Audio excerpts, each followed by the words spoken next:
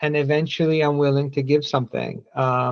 In whether it's Texas Tasty or a lot of other things. Um, so tell me about the first time you were on TV. Yeah, I was very, very nervous. And so basically, we have the pandemic happening. There's a lockdown. Well, let me rewind a bit. I think this is kind of an interesting story. It's a fun story. So I was in residency, second year of emergency medicine. I went to a emergency medicine conference along with like three other co-residents in New York City. This was like end of February 2020. We come back, I'm working on the shift the next day, and literally midway through my shift, I literally remember this, turning to my co-resident being like, it's kind of cold today. I put on my jacket. By the end of the shift, I had like rigors. I was sweating. I was like, whatever. I get home, check my temperature. It's like 104. I call my program director. He's like, yeah, unfortunately, I got the same call from your other residents that went on this trip. So we were like the first 4 cases of COVID in San Antonio. We were on the news, like our names weren't put out there, but like they were like, oh yeah, 4 residents from UT Health San Antonio, that kind of thing.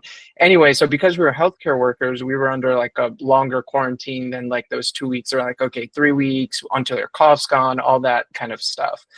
And so during this time, like after the first week, after I got over my symptoms and whatnot, I got super bored. So I got on Twitter and I started posting like public health stuff because I was stir crazy and bored and whatnot. And it got picked up by like some local news, and they're like, hey, do you want to come on and talk about this on air? And so I'd literally never been on TV in that capacity. And so I did it. It was from home. I literally was like sweating profusely before, like trying to compose myself. It turned out to be like okay looking on the final product.